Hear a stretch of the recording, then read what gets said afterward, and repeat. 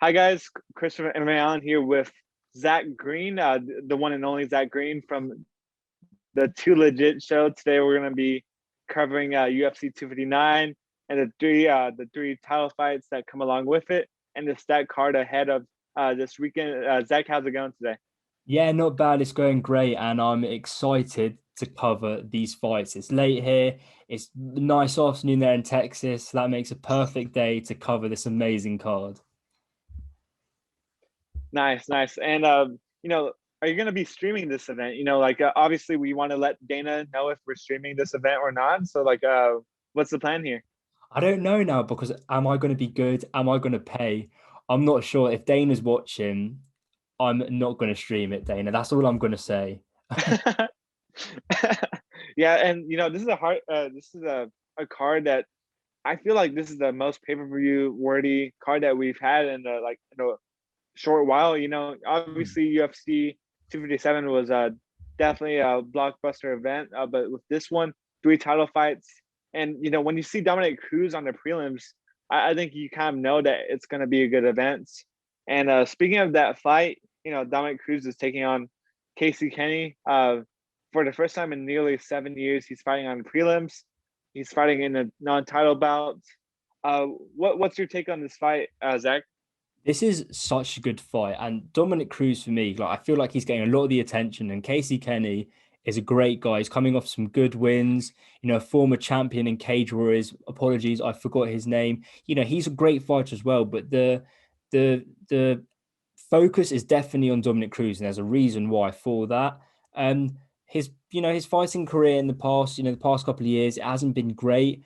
I was a bit shocked when he got a title fight against Cejudo when he hadn't fought in about 4 years, coming off a loss against Cody Garbrandt. So it's going to be interesting to see how he's going to be in this fight. He was very vocal in his last fight, the title fight, and I think the UFC don't really know what they're doing with Dominic Cruz because it's like, is he doing punditry? Is he fighting? He's gone from a title fight to fighting someone who's not even in the top five, top 10. So that's a pretty interesting thing to see. And it really shows that Dana's a bit confused with Dom Cruz. Will Dom Cruz be the champion again? I certainly don't think so. And this one, I'm honestly like, Cruz is one of my favorite fighters, but I think I'm going to have to give it to Casey just based off of youth and activity. Hmm. And yeah, this like the matchmakers really shocked me on this one. I think Casey Kenny is unranked at the moment. He's a former champ at LFA. I think I believe it was bantamweight and featherweight. It could be bantamweight and flyweight, but that's a pretty impressive thing to have on your resume. This champ in any regard. But he's fighting a tough and experienced Dominic Cruz, and this is the first time Dominic Cruz has fought 3 rounds in like a long, long time. Last being against Mizugaki in 2014. So I think Cruz should have the edge in cardio.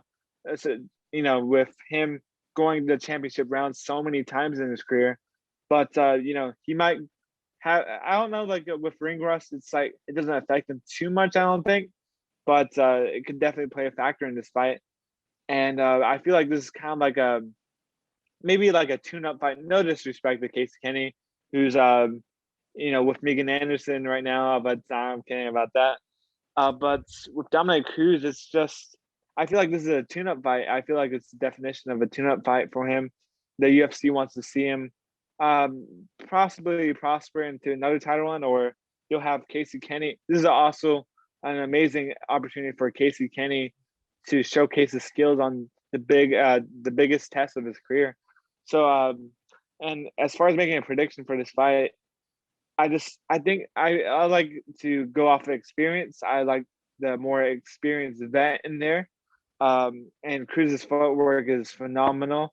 Obviously, he hasn't been on the recent stint of wins. He hasn't won since 2016, which is against Uriah Faber. But I don't know, man. I just feel like the experience should be there. I feel like the footwork should play a factor. I feel like he edges out a decision, but I feel like it is a closer fight than what most people think. Definitely. And if you think Cruz were to win, I mean, where does he even go from that? I mean, definitely maybe trilogy. Do you think if TJ Dillasaw's returning, he gets a win? Did they do it for a trilogy? What do you think? Yeah, that's definitely like a appealing factor where it's like a. Well, I think it's the rematch because I'm not sure if I think they've only fought Oh once, yeah, I sorry, I don't know believe. what I was doing there. With It's late here. I'm blaming it on that. yeah, for some reason I thought they were.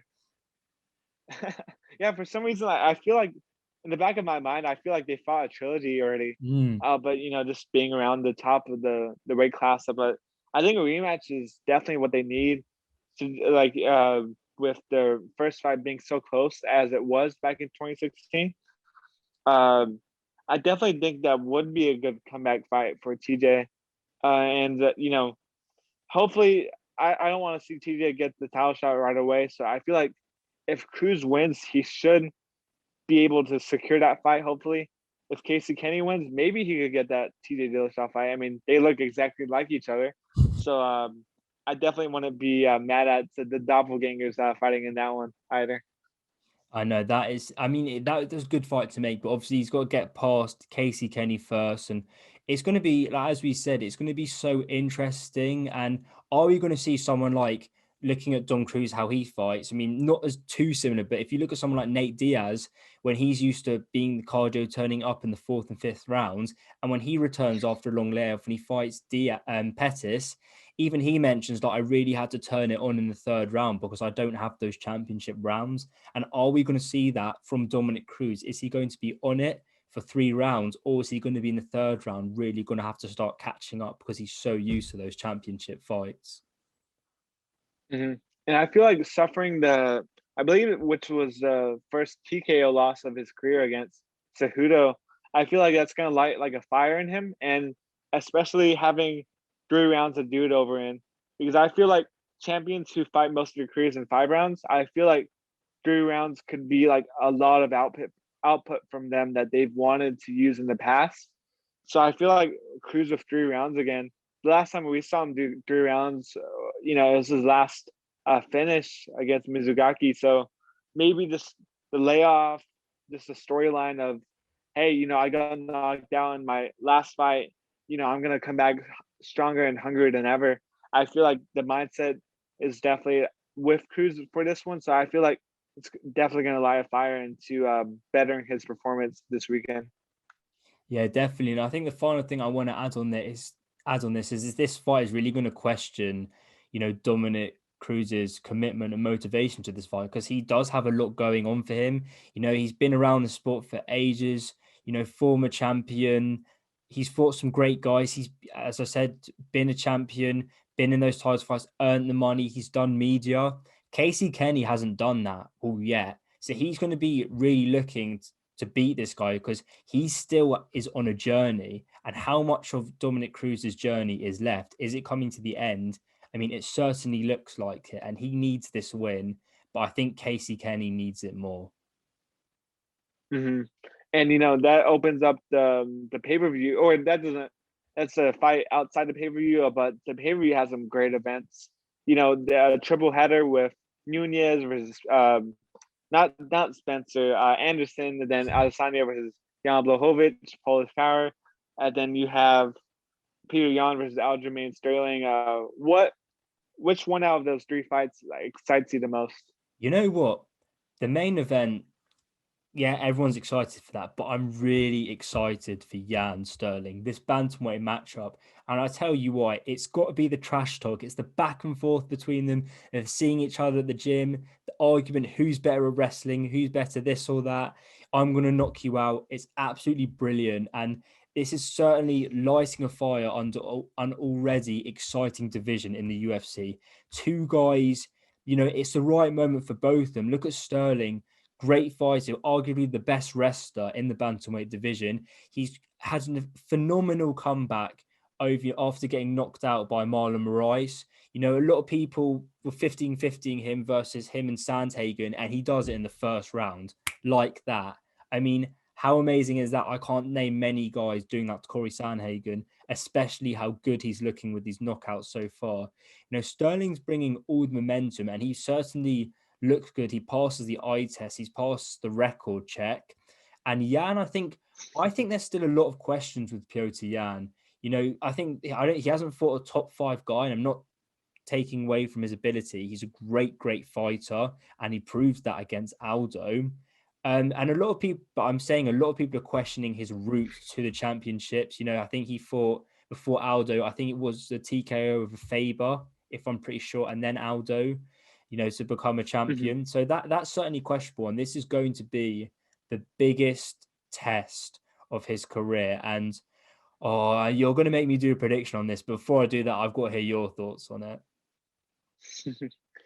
Yeah, so like I agree with your analysis of that because like Pyongyang's he's a great fighter. I'm not taking anything away from him, but the way that the UFC paved him, I feel like they paved the road for him to be a champion. I feel like they kind of groomed him into title contention. Obviously, having a 1-0 Faber in his last maybe like this Faber was coming out of retirement as well. Mm. Not it's a pretty good name, but in terms of relevance, it's like Faber wasn't in the top five.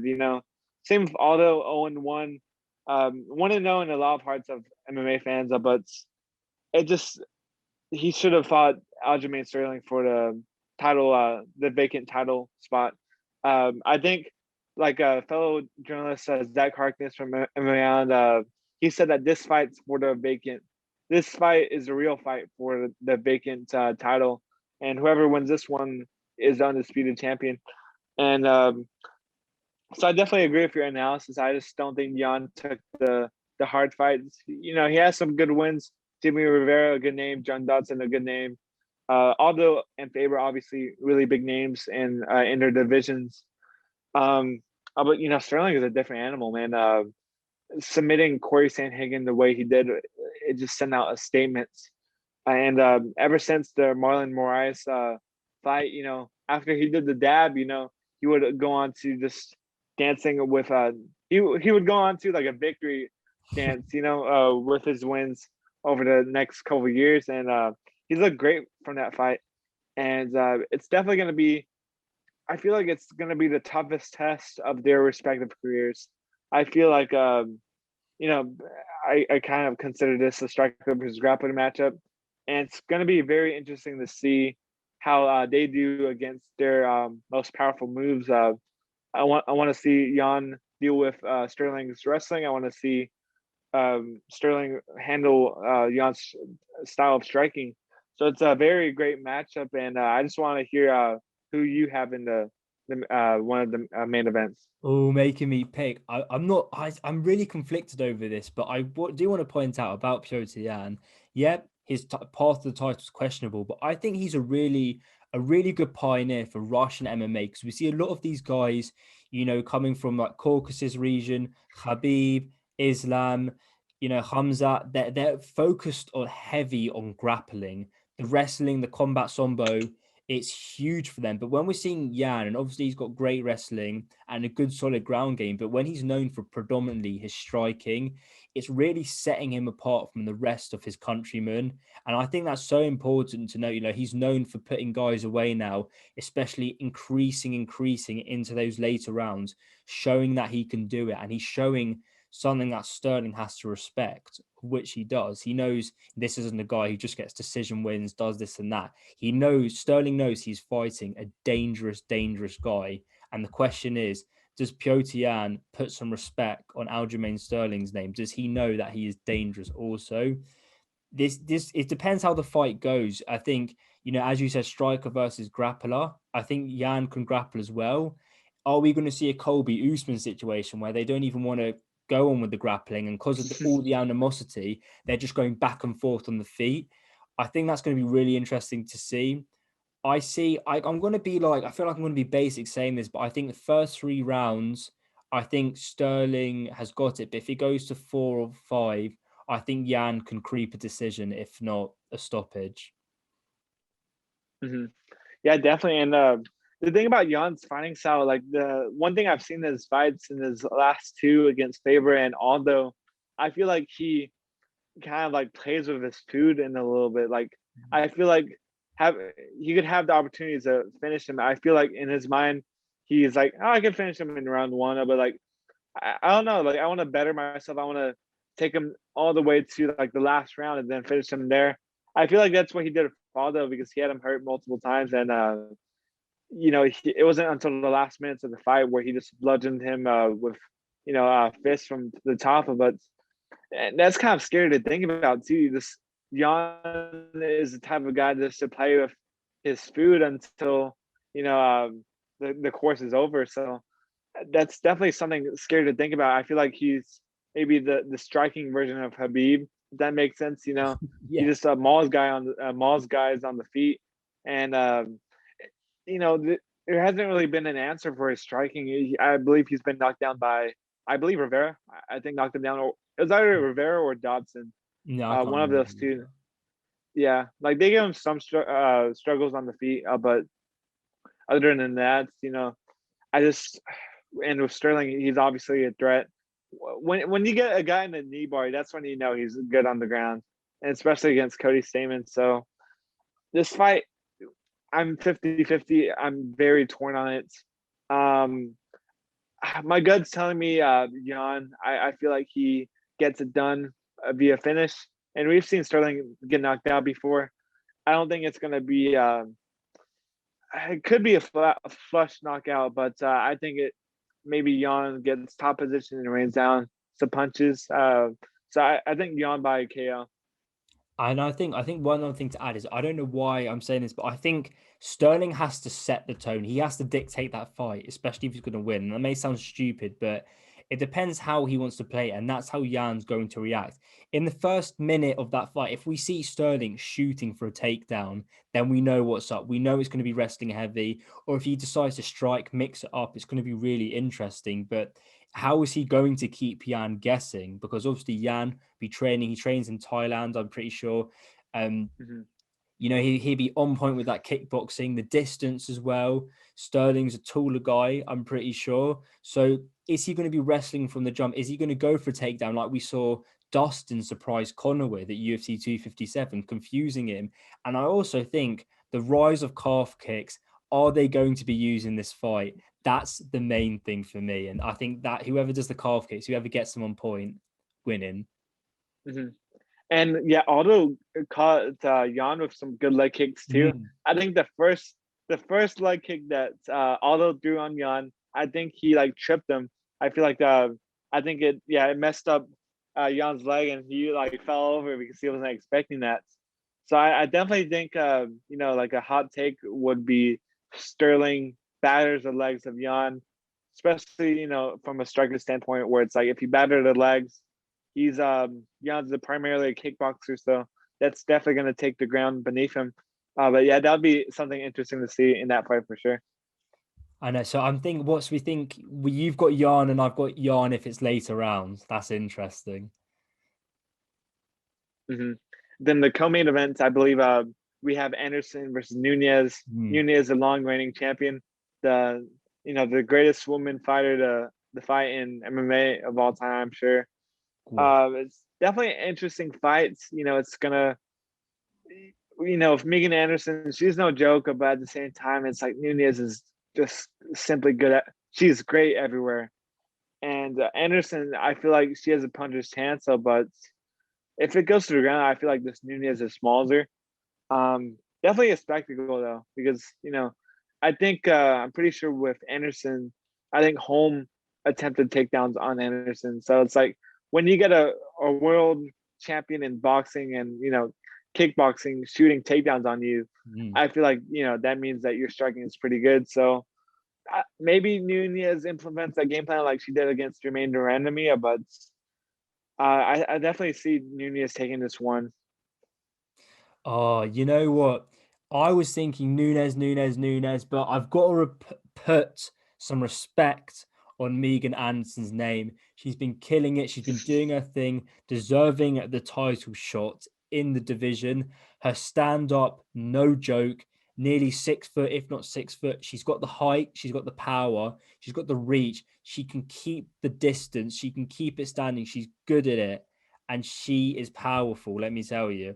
One punch knockout. She can drop you within a punch.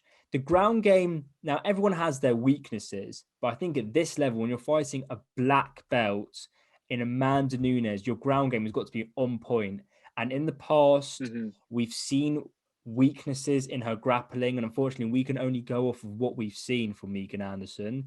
And there has been some, faults with the grappling where people argue that she's been exposed heavily. So this is going to be an interesting one because Nunez can do it all. She can strike. Yeah, you want to strike with me? No problem. I'll drop you with an overhand right. Look what happened to Chris Cyborg. Boom, out in 50 seconds. Yeah, I can grapple with you. Anything you want to do. So she's probably feeling confident, extra motivation now that she has a child. I'm sure that's lit a fire under her even more. She's being active. She's arguably one of the most active champions in the UFC right now, alternating in between both the divisions.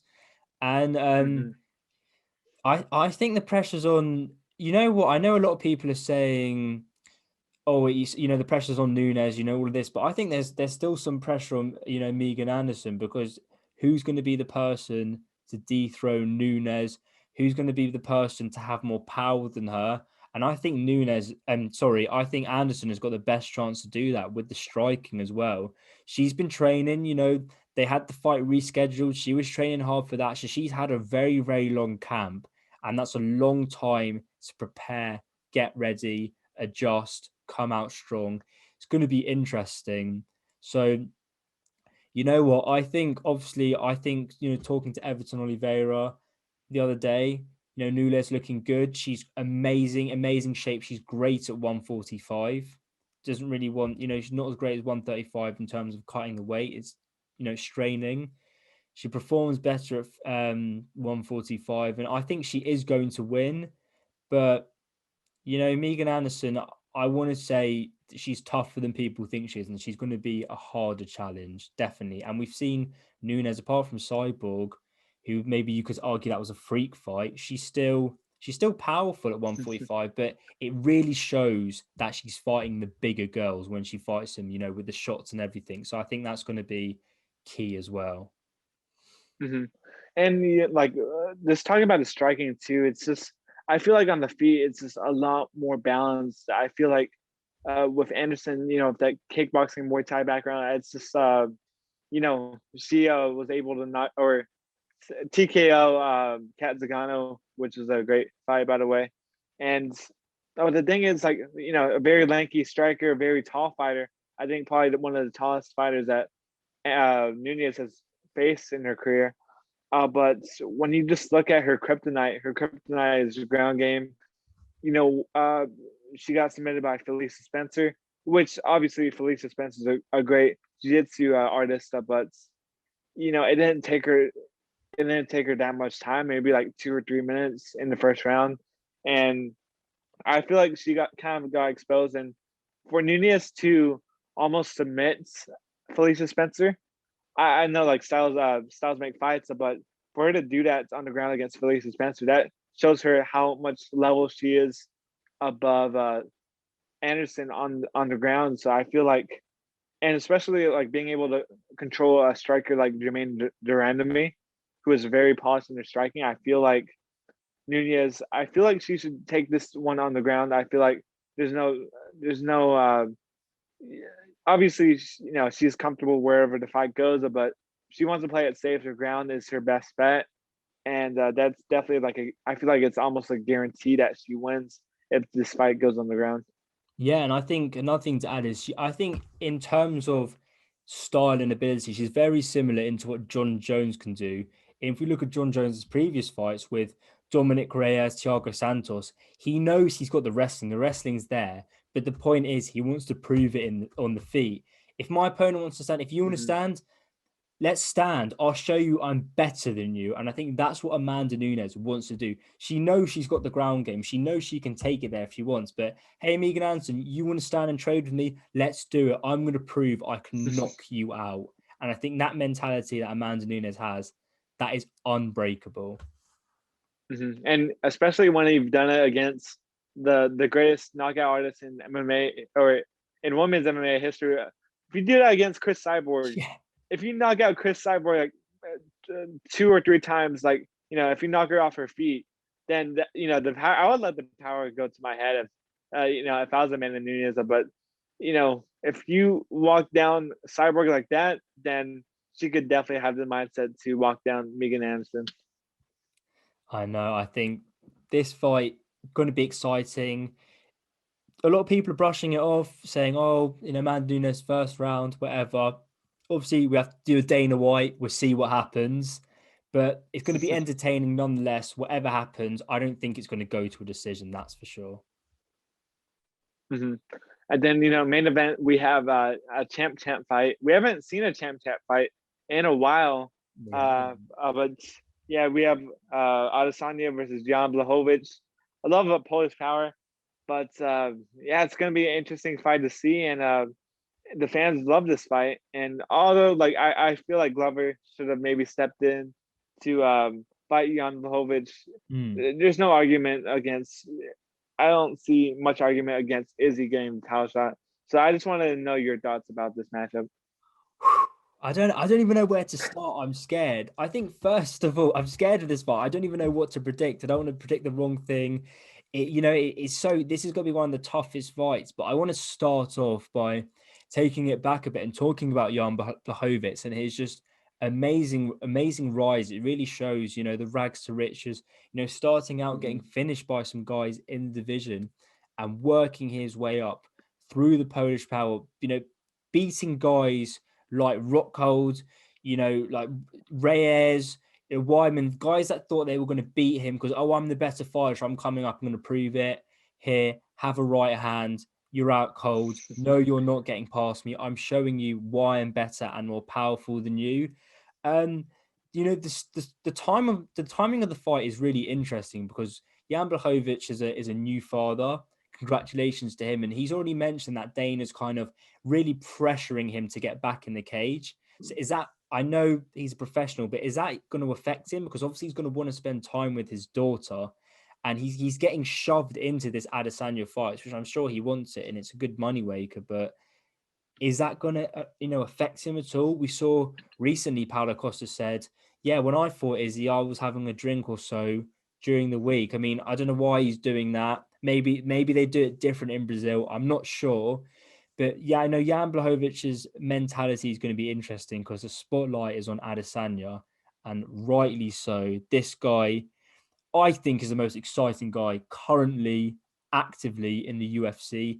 He's doing everything he says he's doing, backing up, powerful knockouts, great fights, technical genius striking. And everyone says, yeah, but you know what? He's skinny and he's fighting a bigger guy at 205. Well, guess what? All of his middleweight fights, most of them are against guys who probably are walking around on the day 200 plus pounds. Paulo Costa, middleweight tanks. exactly. Paulo Costa and Yoel Romero, those guys, if you think they're 185 on the day, then you're crazy. So he's used to that power. He's the strength and conditioning. He's gotten bigger. Has he gotten slower from that? I don't think so. We'll see. The distance is going to be key. Izzy will use it. Smaller cage though, which is interesting for Jan. I think Jan is really not flat-footed, but I think he tends to stay still and sort of like chase you down. It's very classic if you look at European boxers. They've got robotic. I'm going to stand here, my arms like this, protecting myself. And I think Izzy's too slick, man. I love Jan, but I'm going to say Izzy. He's too slick. What about you? Mm-hmm. Yeah, so with this matchup, striker versus striker, in this fight, I feel like it's a sniper versus a cannon. With Jan being the cannon, I feel like Adesanya is going to be in and out, in and out, in and out, and then he'll get like a burger and fries from In and Out on the way.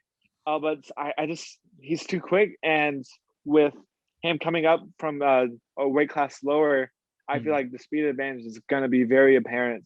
It's going to be 2 times as apparent. And with City Kickboxing, I believe with the weight cut too, he's not going to have that weight cut, and he's just going to be more closer to his natural weight class. So I feel like that's a big advantage. Obviously I feel like Jan Blachowicz probably definitely has more power than Adesanya, but the having more power doesn't mean you're going to win the fight. Like Conor McGregor said, precision beats power, timing beats speed. Well, Adesanya has all of those to be exact, but I see Adesanya just as much as I like John Blehovich, I'm a big fan of his. I feel like Artisana should be able to walk away with this as the new lightweight, light heavyweight champion of the world. I just obviously we've seen him get his chin tested before. Kelvin Gastelum. Then you have Romero with the overhand Alex right. Pereira. Yeah, and then you have Alex Pereira from kickboxing too. The only person to knock him out, but that was years ago. So his chin's definitely better, and I feel like moving up a weight class, his chin should be a lot better as well. Just because of the weight cut's not there, and so I feel like Jan will catch him with some good shots, but I feel like Izzy will be able to weather the storm. And I think maybe like a knockout late into the third or fourth round will be the end for Jan Blehovich. Yeah, and you mentioned Izzy's last loss years ago in kickboxing, got knocked out with the surprise left hook. Guess what? He's taken that move and he's knocking guys out with that move.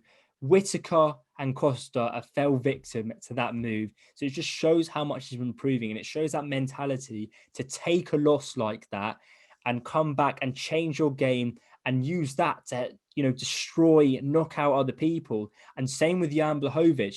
He's done the exact same thing. Both these guys can probably learn a lot of each other, and hopefully we're going to see them be friendly after the fight, no matter the result. Similar paths, coming over adversity to being champions of their respective divisions. They're putting it all on the line. Do I agree with this fight happening? No, as you said, I would love to see Glover get a shot. I would have loved to have seen that. I love Glover, and I think they are rushing Jan into it a bit. I'm sure he wanted to take the fight, but I'm sure he got coerced by Dana a lot to do it. I think the UFC are pushing an agenda. This is Izzy's time. This is Izzy's division, and he's going to show that on Saturday night with a win. And I think I'm 95% sure that Izzy wins. And I think, a lot of people are saying the only way Jan wins is by a big knockout. So we'll see what happens. But nevertheless, I'm excited. Mm-hmm. And one thing I saw like an article about it. If Izzy wins, I feel like John Jones will be like really pissed. Like to have a smaller version of yourself, or like when he first came in the UFC, they called him like a middleweight John Jones. But to have your doppelganger, with Izzy, Israel Adesanya, for him to have bragging rights to say, "Hey, I was a double champion before you." I feel like that's really gonna get at John Jones, and I feel like the UFC kind of knows that, where it's like, "Hey, like if our guy wins, we could definitely set this matchup up in the near future, even with John Jones and heavyweight." So it's definitely gonna be an interesting spectacle. I feel like if Izzy wins, I feel like it's a leap pad for that fight to happen in the near future. But I've got to ask you, do you think attitudes towards champions are changing in MMA? We're seeing guys prefer to take the risk and become a double champ, then really, solidify their legacy by defending their belt consecutive times. Do you think that that's, lessening their strive for greatness, or is it a good thing that they're going for more belts? I feel like at the end of the day, when you look at the greatest of all time, it's been the top three are GSP, John Jones, Anderson Silva. Silva he defended his belt so many times, and I feel like to be a true champion, you have to defend the belt multiple times. With GSP, defended it like around 9 times. John Jones especially defended it so many times. When you have double champs, it's like Cejudo. Cejudo is one of the greatest of all time as well. But I feel like he doesn't fit into the top three category just because he has 2 belts. But then again, he has defended both belts. So I feel like at the end of the day, I think the title defense's argument is a little bit more solid. But at the same time, there's contradictions because Mighty Mouse has the most title defenses, and he's often left out of the GOAT conversation. So I think pound for pound, I feel like it matters more to get some belts on, get some more belts. You had DC as pound for pound number one for a while when he got 2 belts. Then he had Cejudo as a close second when he had 2 belts. But GOAT status, I would have to say, goes to more title defenses over more belts. I definitely agree, and I think a lot of people, especially in the UFC, are losing sight of that. And obviously, I can't speak from a fighter perspective. I'm nothing from a fighter. Most of these fighters are going to sneeze in my direction, and I'm going to tap out or get knocked out. So I know I'm coming with a different opinion, but I think it's more valuable when a fighter they've cleared out the division. And I can think what's so special about Izzy, he's pretty much done that with the top guys. If you look at all the middleweight fighters he's beat, not even for title fights, like in non-title fights, he's beaten guys like Derek Brunson, Marvin Vittori. In title fights, he's beaten Kelvin Gastelum. He's beaten the best guys in middleweight. So this is so deserved for Izzy to go up to 205. But the question is, will he stay at 205? Like, looking at those names in 205, it's a rising division in my opinion. But is he going to think, are these names big enough, worth taking the risk for me to fight, or is he going to win it and then just be like, I'm going to drop down? Because the only time he fights at 205 again, in my opinion, is John Jones. I don't think he's going to want to fight any of these guys, because do they do anything for Izzy? Will he look at one of these guys? Will he want to fight Glover Teixeira? Is he going to want to fight Glover? I don't think so. I think he's going to want to go back to middleweight and fight Whitaker again, or Darren Till, or Vittori again. I just think it's just more suitable for him to do. And I just think it's a better avenue for him. Yeah, I definitely have to agree with you. With the future, as bright as his future is, Glover is not going to do much for his name. Glover's been around for a long time, but a veteran of the sport. But in the terms of name value, it's just not there. It only makes sense when you're about to capture a title. Like John Blehovich isn't the biggest name either, but when you have a belt on the line, it's like, okay, double champ status. And it's kind of weird too. Like now that you mentioned it, like with Whitaker, it's like with Cannonier, he wanted to fight Cannonier for some reason. And then when Whitaker beat him, he's like, nah, I'm not gonna defend. I'm not gonna go up a weight class. So I don't think he's necessarily scared. He wouldn't be scared to fight Whitaker again. But he's just looking for new challenges, I guess. Better names. I feel like Darren Till would be that name to capitalize a good pay-per-view. John Jones, obviously. So in terms of his legacy, he's looking for those new challenges, brighter lights upon his fights. He's just looking for that, I guess, it factor to bring in his fights. If you're John Jones and you're sitting and watching Adesanya beat Blehovich, knock him out in the first round, what are you getting on social media and saying? First I would do a line of cocaine. Then no, I'm kidding. Say I'm not impressed by your performance. The GSP, it has to be done. Yeah, I like his reaction to the heavyweight fights. I feel like it was a very appropriate response. A very good marketing by him. But I just think personally, as a fan, I want to see Izzy Jones. Do I think it's going to happen anytime soon?